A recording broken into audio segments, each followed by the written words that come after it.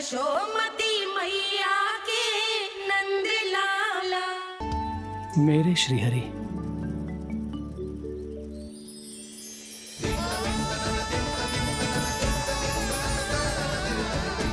भोला राम,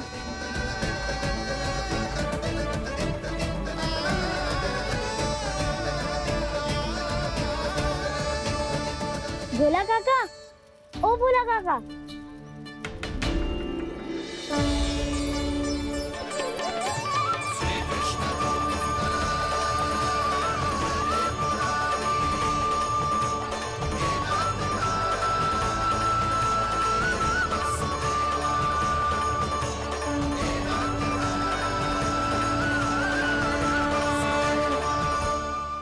अरे श्रीहरि प्रसन्न हो गए। मेरे श्री हरि आ गए, मेरे भगवान आ गए। मेरे श्री हरि आ गए, मेरे भगवान आ गए। मेरे श्री हरि आ गए, मेरे भगवान आ गए। मेरे श्री हरि आ गए, मेरे भगवान आ गए। मेरे भगवान आ गए, मेरे घर मेरे भगवान आ गए।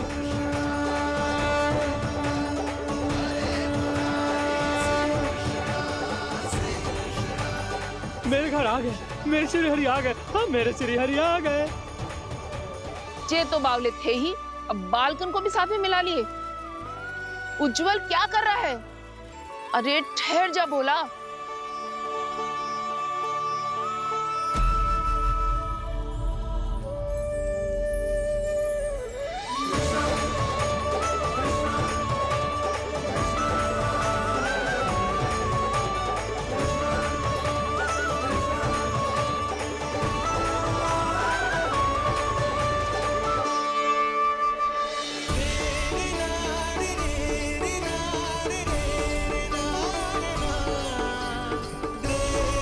तुम प्रेम से बुलाओ, आएंगे हरि भी।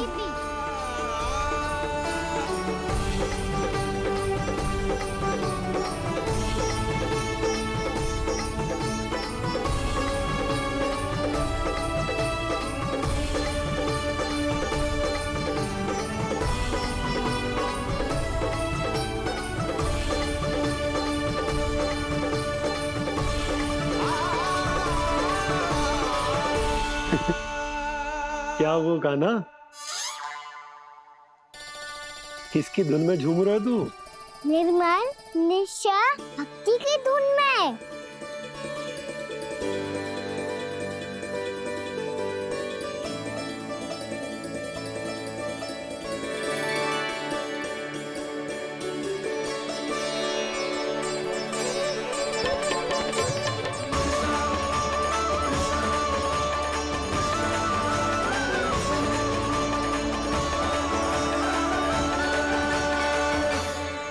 अरे क्या हो गया इन्हें? बावले हो गए हैं क्या?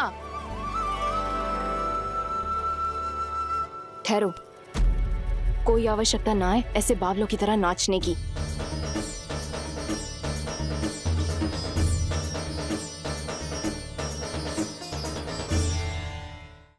जे बावले ना है मौसी, भक्ति में रम गए हैं।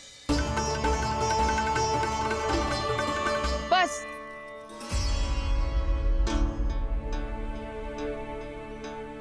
हम सब कब से खड़े हैं यहाँ, पर तुम्हें कुछ ध्यान ही रहा है।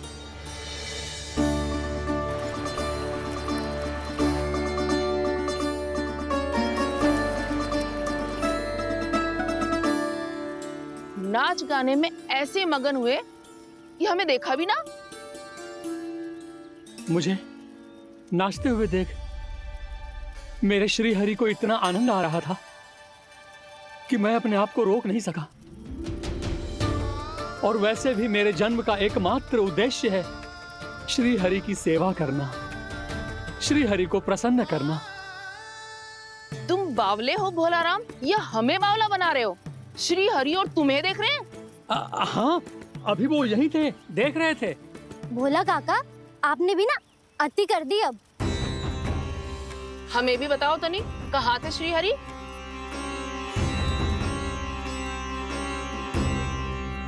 ना जाने अपना उपहास करवाने में क्या आनंद आता है इन्हें। देखो, अब तुम सच मानो या झूठ, लेकिन हमरे श्री हरि यहीं थे, इसी चाक पर अभी। हाँ, लो, सुन लो इस मूर्ख की बात। श्री हरि को और कोई स्थान ना मिलो जो इसके मिट्टी के चाक पे आकर बैठेंगे। श्री हरि को और कोई स्थान ना मिलो जो इसके मिट्टी के चाक पे आकर बैठेंगे। श्री हरि को और कोई स्थान ना मिलो जो इसके मिट्टी के चाक पे आकर बैठेंगे। जैसी मैया भैंसुरी लल्ला, दोनों का कुछ पता ही ना चलतो, कब किस बात पर प्रसन्न हो जाए और किस बात पर रुष्ट। अरे मैं भला असत्य क्यों बोलूंगा? अभी अभी यही थे श्री हरि। हाँ,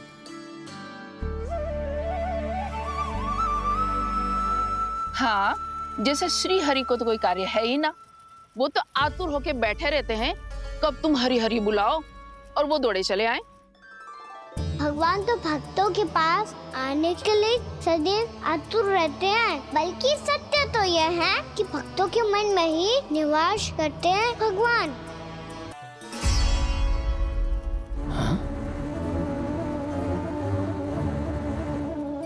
पर इसे तो मैंने भट्टी में पकाया था। अब तू ही देख ले कितना ध्यान रहता है इस कार्य पे, और कह तो है कि श्री हरि आते हैं इससे मिलने। हाँ, आते हैं और आगे भी आएंगे हमारे श्री हरि हमसे मिलने, और आके मोक्ष देंगे, है ना? मांगूंगा तो मोक्ष भी दे देंगे, मांगूंगा तो मोक्ष भी दे देंगे, मांगूंगा तो मोक्ष भी दे देंगे। अभी तो ये बता कि तू मुझे मेरी मटकी कब देगो? और मेरी मांग कब पूरी करोगे भोला राम जी? मेरो घड़ा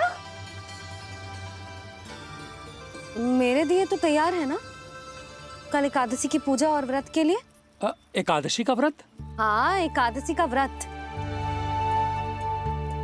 इसे करने से श्री हरि बहुत प्रसन्न होते हैं। अच्छा, फिर तो अभी लाया।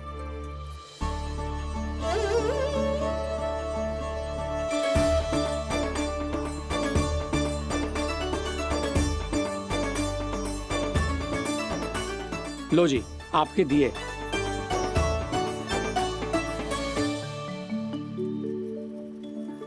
और जो हमने मांगा है वो? बाकी सब शेष द्वादशी के दिन मिलेगा, क्योंकि कल मैं भी एकादशी का व्रत रखूंगा, क्योंकि कल मैं भी एकादशी का व्रत रखूंगा, क्योंकि कल मैं भी एकादशी का व्रत रखूंगा।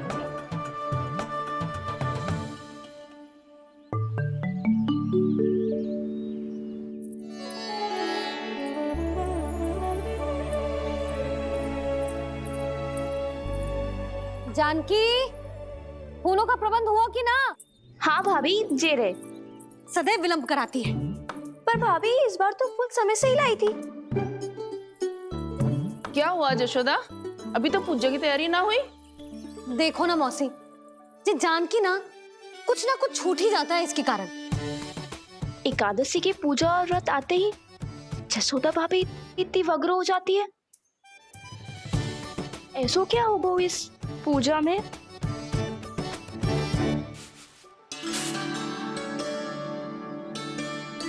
ये थाली में रोली चंदन रखने से, दिया जलाने से के होगो? आपको पता भी है एकादशी का व्रत क्यों रखते हैं, क्या महत्व है इसका? लो, जे तो मैं जसोमती रानी से पूछना भूल ही गया।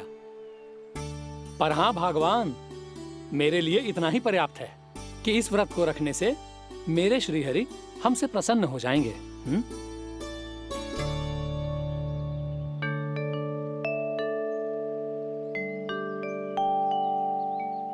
नारायण ही जाने ऐसे कैसे पूजा करते हैं जे श्री हरि की एक मूर्ति तक ना है इनके पास।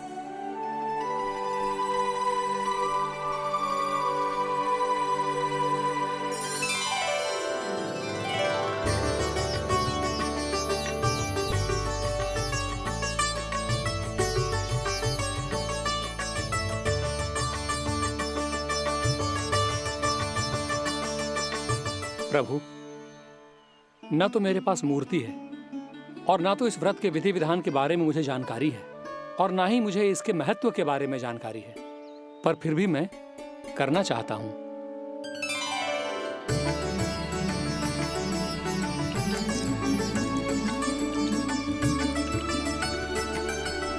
इसीलिए मैं दृढ़ संकल्प लेता हूं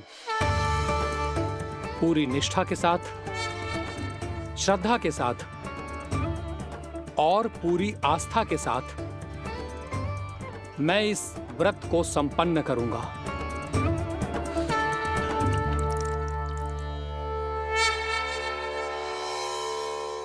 हम संकल्प लेते हैं कि एकादशी के व्रत को पूरी निष्ठा के साथ संपन्न करेंगे।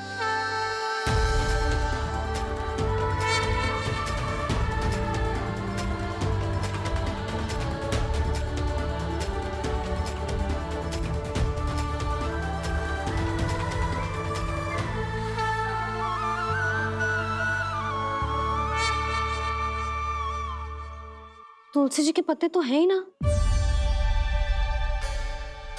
श्री नारायण को तुलसी जी के पत्ते के बिना भोग ना चढ़तो है। जानकी, तुलसी के पत्ते कहाँ हैं? भाभी, मैं तो कब से यही पूछना चाह रही थी कि तुलसी के पत्ते लाऊं क्या, पर आप तो व्यस्त थी ना। तुझे कितनी बार समझाओ है ना, यदि तेरे कछु करने से किसी और की कोई हानि ना हो रही हो या किसी के अच्छे कार्य में सहायता हो रही हो तो मुझसे आज्ञा लेने की आवश्यकता ना है। समझ गई भाभी, आगे से जाना उनको। ले अभी लेकर आती हूँ।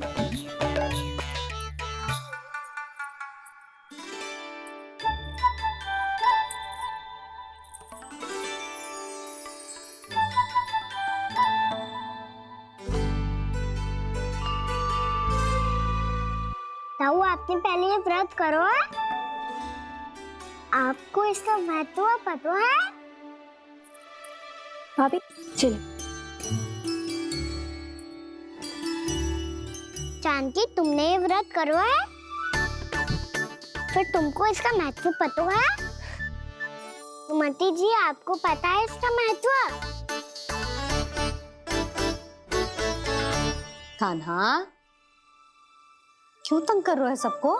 मैया, सबने करो ये व्रत, मुझे भी करना है।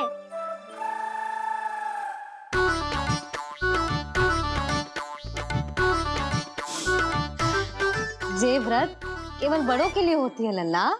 जब आप ये व्रत कर सकती हो, बाबा कर सकते हैं, ये सारी गोपियां कर सकते हैं, वो भी कर सकते हैं, तो मैं क्यों ना कर सकता? क्योंकि तू कल तक भूखा ना रह पाएगो लल्ला। जब भक्त रह सकते हैं, फिर मैं क्यों नहीं रह सकता? मेरा अर्थ है कि नारायण के भक्त मैया, मैया मान जाओ ना, मुझे करने दो ना ये व्रत। अपनी लल्ला पे आप विश्वास ना है आपको? विश्वास है। अच्छा ठीक है, तू भी कर ले।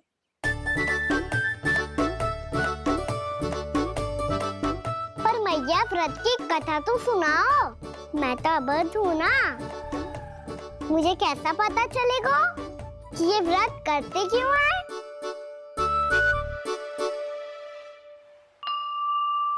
प्रभु, मुझ अबोध को कैसे पता चलेगा कि इस व्रत का क्या विधि विधान होता है और क्यों रखा जाता है और इसका महत्व क्या होता है? मुझे तो आप ही बता सकते हैं प्रभु। जब व्रत कर रहे हैं तब उसका महत्व भी पता होना चाहिए ना। बताओ ना मैया, क्यों रखते एकादशी का व्रत? इसके लिए तो तुझे एकादशी की कथा सुननी होगी। सुनेगो ना?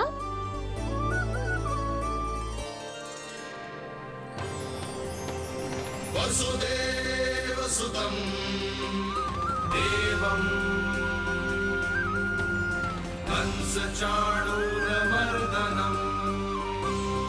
श्रीहरि,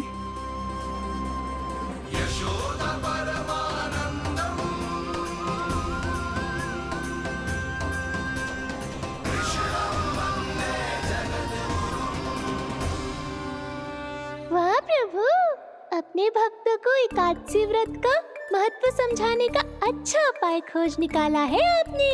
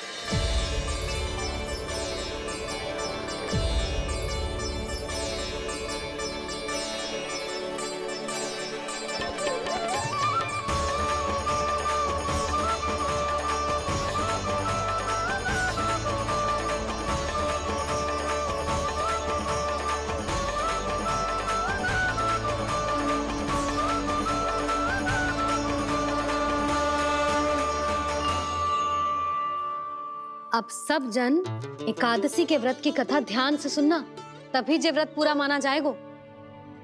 समझो लल्ला?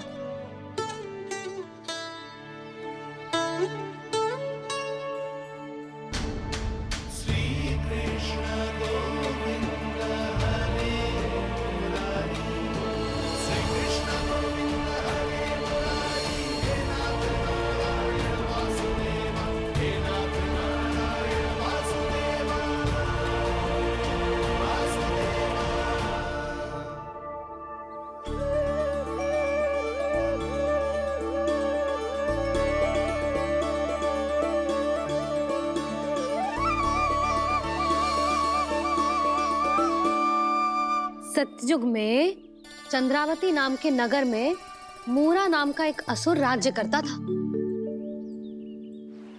ओम ब्रह्मदेवाय नमः। ओम ब्रह्मदेवाय नमः। ओम ब्रह्मदेवाय नमः। ओम ब्रह्मदेवाय नमः।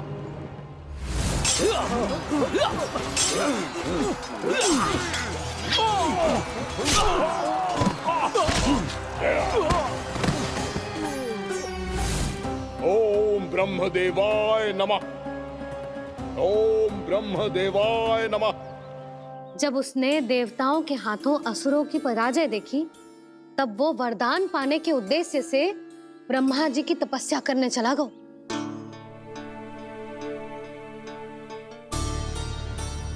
शीघ्र ही मूरा की तपस्या सफल हो गई और ब्रह्मदेव जी उससे प्रसन्न हो गए। ओम ब्रह्मदेवाय नमः। ओम ब्रह्मदेवाय नमः। ओम ब्रह्मदेवाय नमः। ओम ब्रह्मदेवाय नमः। ओम ब्रह्मदेवाय नमः। ओम ब्रह्मदेवाय नमः। ओम ब्रह्मदेवाय नमः। ओम ब्रह्मदेवाय नमः। ओम ब्रह्मदेवाय नमः।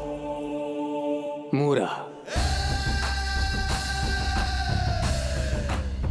प्रणाम ब्रह्मदेव। तुम्हारी तपस्या सफल हुई। बोलो, तुम्हें क्या वर चाहिए? सृष्टि के रचयिता ब्रह्मदेव, कृपया मुझे ऐसा वरदान दीजिए जिसकी सहायता से मैं त्रिलोकी विजयी बन जाऊं और कोई देवता मुझे पराजित ना कर सके। यहां तक कि देवताओं के रक्षक, सृष्टि के संचालक भगवान श्री विष्णु के लिए भी मैं अपराजय रहूं। तथास्तु, तथास्तु, तथास्तु। प्रणाम ब्रह्मदेव।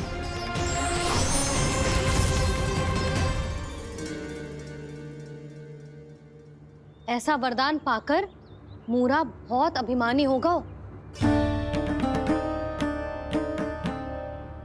यक्षों, किन्नरों, यहाँ तक कि देवताओं को भी युद्ध के लिए ललकारने लगो, पर किसी ने भी उसकी ललकार को स्वीकार ना करो, क्योंकि सभी उसकी शक्ति से बहुत भयभीत थे और उसके सामने युद्ध किए बिना ही अपनी पराजय स्वीकार करने लगे और फिर दंभ में आके उसने स्वर्ग लोक पर भी आक्रमण कर दिया और देवराज इंद्र तक को चुनौती दे डाली।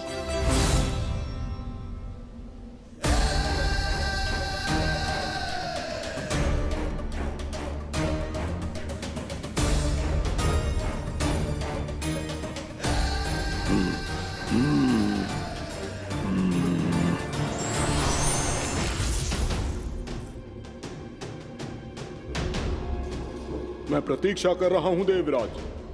क्या उत्तर है तुम्हारा? मुझसे युद्ध करोगे या फिर बिना लड़े ही पराजय स्वीकार कर मेरे अधीन हो जाओगे और सौंप दोगे मुझे अपना ये स्वर्ग लोक? सारी शक्ति तुम्हारे मुख में है या कुछ बाहुबल भी है तुम्हारे पास? मैं तुम्हारी चुनौती स्वीकार करता हूं मूरा। मैं तुम्हारी चुनौती स्वीकार करता हूं मूरा।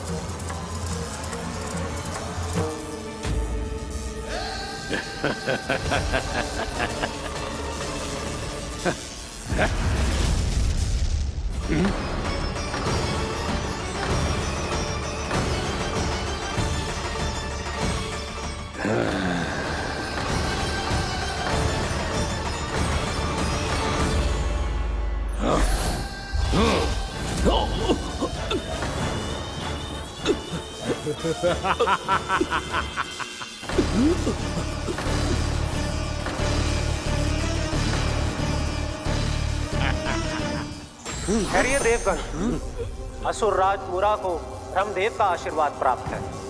आप में से कोई भी इन्हें पराजित नहीं कर पाएगा।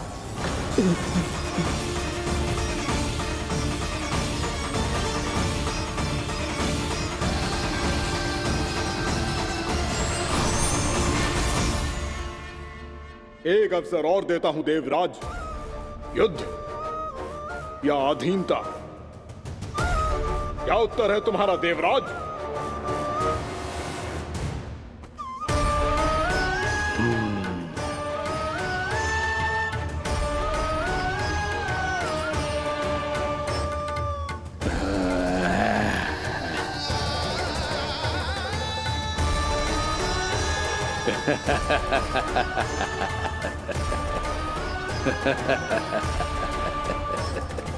इंद्र और सभी देवताओं ने मूरा के आतंक में आके उससे भयभीत होके अपना सिंहासन छोड़ दियो। अब मूरा स्वर्ग का अधिपति बन गयो और शीघ्र ही उसने अन्य सभी असुरों को स्वर्ग में निवास करने के लिए आमंत्रित कर दियो। और इस प्रकार से वो धीरे धीरे तीनों लोकों का सम्राट बन गयो। उसे किसी ने रोका नहीं मैया। ना लल्ला, इतना साहस किसी में था ही ना। और फिर ये निश्चित करने के लिए कि भविष्य में किसी और असुर की मृत्यु ना हो, वो यमराज पे भी विजय प्राप्त करने के लिए यमलोक की ओर प्रस्थान कर दियो। वो तो अपने आप को और सभी असुरों को अमर बनाना चाहता था। पर देवता और यमराज भी उसकी ये योजना समझ गए थे। इसीलिए उसके आने से पहले ही सारे देवताओं ने श्री नारायण से सहायता के लिए गुहार लगाई। अब केवल आप ही कुछ कर सकते हैं प्रभु। अभी तो मूरा केवल त्रिलोक का स्वामी है, और यदि उसने यमलोक भी जीत लिया तो वो जीवन को ही नियंत्रित नहीं करेगा प्रभु, वो मृत्यु का भी स्वामी हो जाएगा। ऐसे में पहले सृष्टि का संतुलन तो नष्ट होगा प्रभु, और फिर स्वयं सृष्टि ही नष्ट हो जाएगी। ऐसा नहीं होगा यमदेव, नियति ऐसा होने ही नहीं देगी। विधि रचेगी खेल और मैं बनूंगा माध्यम। असुर राज मुरा का सामना मैं करूंगा। बस आप मुझे चुनौती देने के लिए उसे तैयार कर लीजिए, चाहे उसके लिए आपको साम दाम दंड भेद कोई भी उपाय क्यों ना अपनाना पड़े।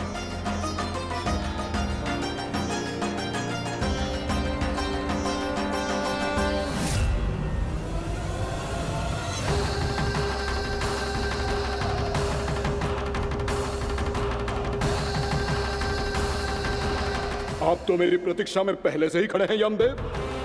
तब तो आपने मेरी चुनौती के बारे में भी सुना ही होगा। कहिए, क्या उत्तर है आपका?